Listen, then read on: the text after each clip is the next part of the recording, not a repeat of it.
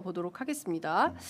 자, 그리고 오늘 보니까 김성환 환경부 장관 후보자가 기후에너지부 빠른 시일 안에 큰 방향을 잡겠다. 그러니까 지금 정부 조직 개편을 통해서 환경부가 기후에너지부, 그리고 통일부가 한반도 평화부, 뭐 이렇게 좀 명칭도 변경되고 역할도 바뀔 걸로 보여요. 그 부분에 대해서도 사실은 강조하는 내용이 있습니까? 기후위기 디지털 전환에 대해서 이 책에서 또 얘기하고 있는 게 있어요. 굉장히 이제 그 핵심적으로 나오는 내용 중에 하나인데, 기후위기 이제 피할 수 없고 네. 뭐 한국만의 문제가 아니기 때문에 어쨌든 지금 정부에서 잡은 방향, 기후에너지부 신설하는 거는 반가운 일이고요. 이제 중요한 건 이제 실효성 있게 만들어지는 게 필요한 것 같아요. 이 얘기는 이제 시민사회 내에서는 오랫동안 이 통합적인 어떤 거버넌스가 필요하다라는 주장은 나왔었는데, 네. 그런 시도가 뭐 지난 정부에서는 전혀 없었고 이번에 이제 시도하게 되는 것인데, 실효성 있게 만들어지는 게 가장 중요하고, 공통되게 확인되는 거는 이제 탈탄소 사회로 전환하는, 그래서 온실가스 감축 목표를 높이는 거, 더 높이는 것에 대해서는 더 이상은 미룰 수 없다라는 공통된 인식이 전문가들 사이에서는 뭐 자기 분야 어떤 분야를 막론하고 공통적으로 좀 짚어지는 내용입니다. 기후 대응 굉장히 고통스러울 거다. 고통스러울 거고, 감내해야 될 게 굉장히 많고, 특히 취약계층에게 미치는 영향 훨씬 클 거다. 네. 그래서 고통스러울 건데 단기적인 대응보다는 중장기적이고 통합적인 대응 체계를 마련하라. 이런 게 이제 주문의 핵심적인 내용 중에 이제 담겨 있습니다. 이 정책과제들 얘기하다 보니까 좀 재미없다 이렇게 생각하시는 분들이 있을 것 같아서 속보 좀 소개해드리고 가겠습니다. 김민석 후보자가 세비외 수입 축의금, 조의금 출판 기념회 장모님의 지원으로 구성되었다라는 입장 밝히고 있고요. 그리고 칭화대가 가짜 졸업장을 주었다라고 국민의힘에서 공격하고 있는데, 관련해서는 이거 가짜뉴스 살포해서는 안 된다라고 더불어민주당 전용기 의원, 인사청문위원인데요, 반박하고 있습니다. 어쨌든 지금 인사청문회 계속 진행 중에 있기 때문에 저희가 방송하는 가운데 속보가 들어오는 대로 속속 전달해 드리도록 하겠습니다. 이태호 위원장님은 사실 평화건축센터에서 그동안 오랫동안 남북관계 그다음에 이제 한미동맹 이런 분야 연구도 많이 하시고 전문가신데요. 이거 좀 어떻게 풀어야 됩니까? 뭐 사실은 이 얘기만 해도 한 2박 3일 해야 되는데, 트럼프가 오늘 또 갑자기 또 얘기하고, 이란에서는 뭐 전쟁 끝난 거 아니라고 얘기를 하고 휴전협정 아니라고 그러고 막 여기서 뭐 헷갈립니다. 이번에 뭐 제 개인적인 의견이나 제 참여연대 입장보다도 이번에 백인 인터뷰하면서 나온 의견들은 아무래도 남북 관계가 적대적 두 국가를 북한이 선언하면서 이 내란 과정에서는 아예 전쟁 직전까지 갔고, 약간 이렇게 충돌도 좀 기획해 보자는 시나리오까지 드러나서 굉장히 가파르게 악화되어 왔기 때문에 일단 이걸 완화해야 된다는 제안, 우선 무장 충돌을 막아야 된다라는 제안이 많았는데 다행히 정부가 들어오자마자 확성기 방송 중단하고 그래서 전단 살포도 단속하는 입장을 취면서 약간 급한 불은 끈 건데, 그래도 워낙 적대화되어 있는 남북 관계들을 일단 인내심을 갖고 개선해 보자. 그리고 뭐 이전 정부가 주장했던 통일 이런 거 하기보다는 평화 공존을 중심으로 대화 협력, 특히 군사적 신뢰 구축을 위한 대화 채널 복원 같은 것들을 집중해야 된다라는 제안이 있었고,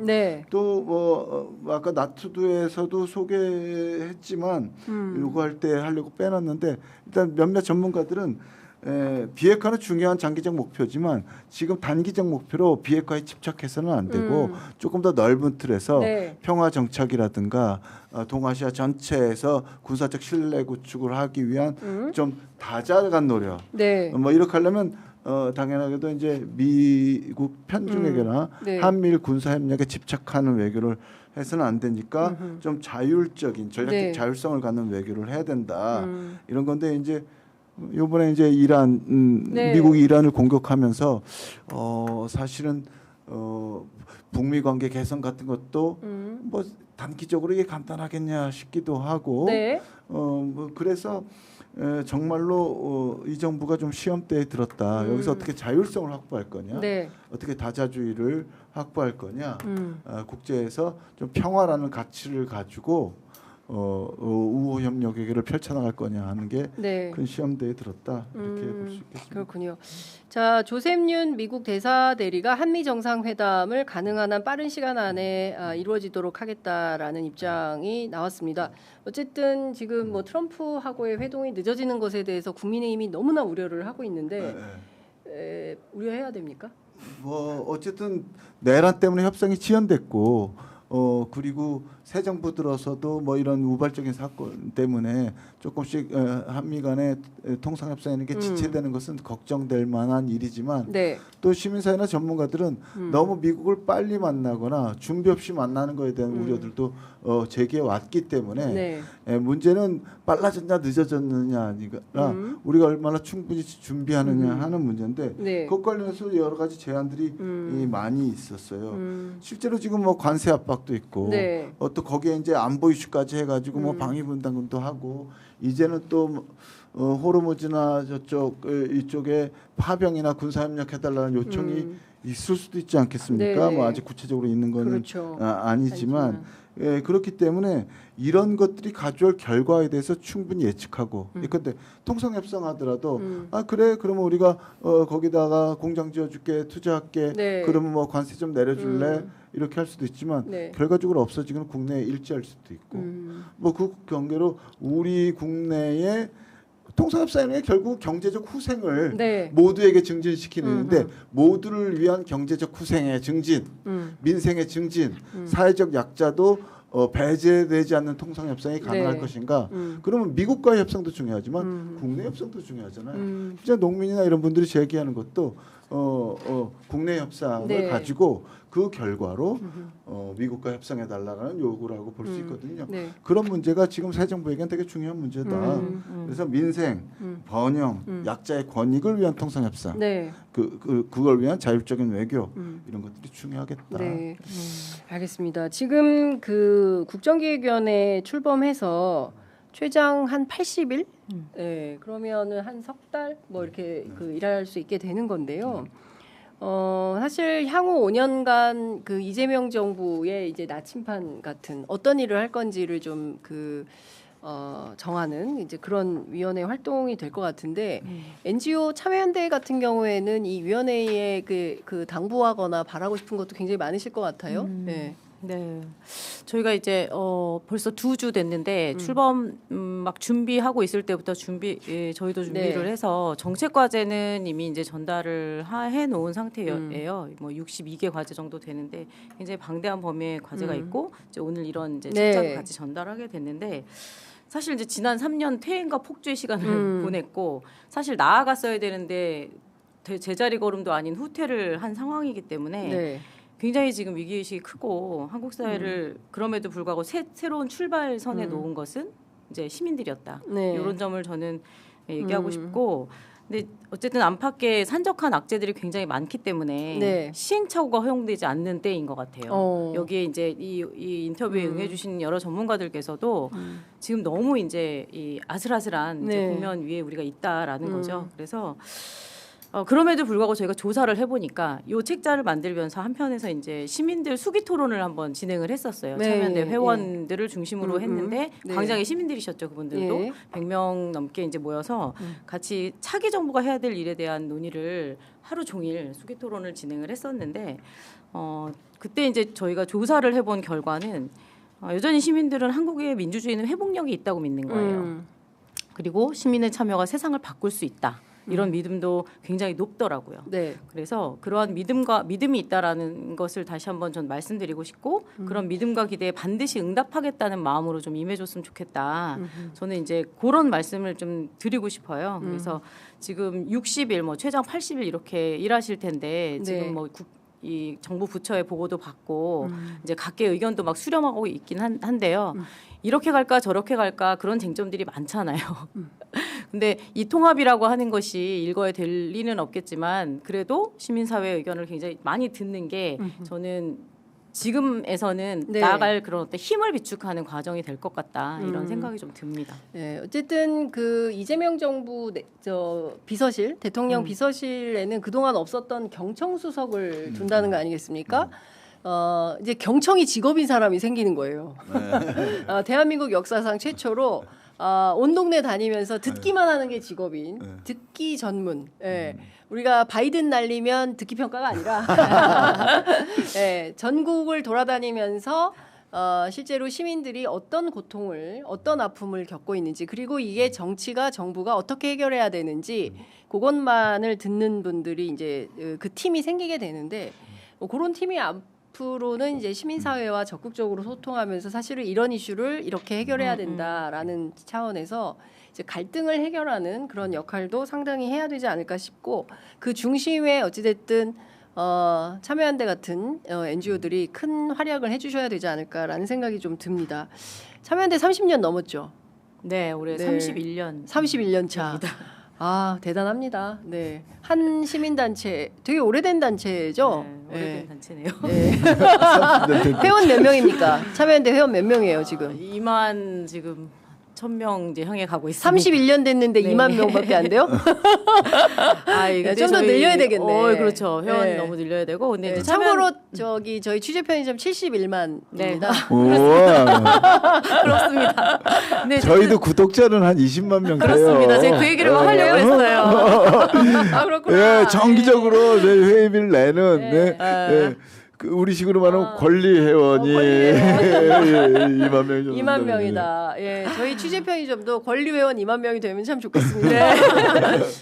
그래도 하여간 한국 사회의 중요한 축입니다. 또 비판하고 또 감시하고 견제하고 그리고 필요할 때는 적극적으로 연대하면서 한국 사회의 비전을 함께 만드는 단체이기 때문에 정당에 가입해서 적극적으로 정치 활동하는 것도 중요하지만 또 NGO 영역에도 여러분들께서 큰 관심을 주셔서 참여연대뿐만 아니라 다종다기한 사회단체들이 있습니다. 회원으로 가입하셔서 한국 사회에 어떻게 나아가는 게 우리 사회를 어떻게 만들어 가야 되는지 함께 고민하고 논의하는 그런 장이 있으니까요. 참고로 함께 활동해 주시면 좋겠다라는 당부 말씀 제가 드리도록 하겠습니다. 저희가 뭐 요 정도로 얘기를 좀 해보면 좋을 것 같고요. 지금 저희 그 취재 편의점 고정 댓글 창에 이 책을 무료로 다운받을 수 있게 링크를 걸어놨다고 하니까요. 관심 있으신 분들은 고정 댓글 창에서 링크를 받으시면 될 것 같다라는 생각이 좀 듭니다. 조금 더 동접자가 많을 때 모셨어야 되는데 동접자가 계속 빠지고 있어가지고 점심시간이 다 네, 됐네요. 점심시간이 다 돼가지고 그러신 것 같습니다.